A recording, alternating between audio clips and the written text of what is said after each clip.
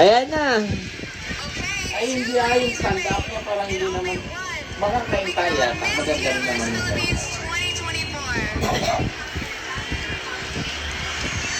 Good. The Miss Universe Philippines title will receive Oh my God! Ay, napandak siya. award. She will also become an ambassador of the Philippine Airlines. Gel Ay, Life, tadaw yun. Cream Silk, Surge Ito naman Fitness yung Lifestyle, may commercial pa eh. and Ingo Plus. Grabe naman mga kanta. Bakit sila kinuha? Maganda rin. Florida, Taas na mga taas. Sila sa'yo kainta. Kaya are lang. you ready for this priceless moment? Kanta. Harmony, you're right. This moment right here. This is it, you guys. And we are all going to witness one night as we crown the new Miss Universe Kapagkanta Philippines. ko po, hindi pa nanalo. Ito po sa likod ko. Kainta. The Miss Universe Philippines will be crowned with the La Mer and Majestic crown from Julimer, embellished with golden South Sea pearls, considered as the Queen of Gems. Maganda yung ano. Each Sabi ko. living pearl is a testament to Filipinos' heritage, rarity, uniqueness, and diversity. A symbol of Ba't nagalit? Galit na galit? emanating the grandeur of a national treasure. Okay, Mama Rita, I want to know, who do you think is going to take home the crown? Kaya pala may naming siya.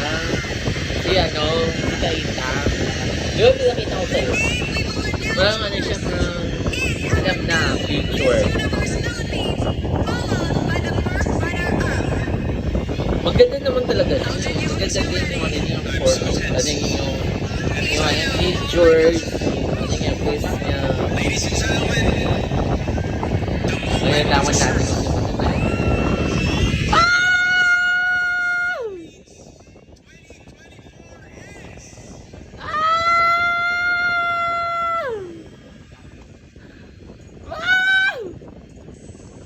Butik na yan.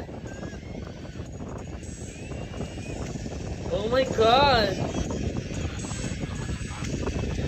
Pakita yung Bulacan nung sabi niya. Oh my God! From the farm. From the farm?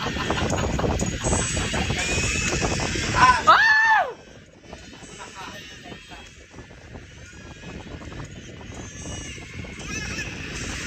Bulacan! First runner nanalo ang Kainta. Oh my God. Sabi mo ayaw mo.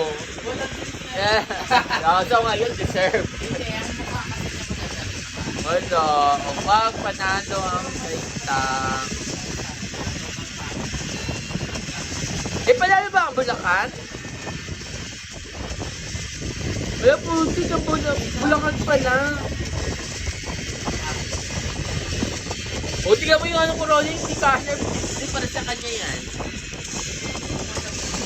O, sabi ko, Rolling, hindi kasha, hindi para sa kanya yan.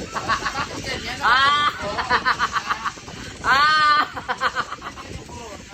Ba't kaya yung corona nyo? Wala ano, pangit. Ipasok mo, Beshi. Ayan, pinasok na.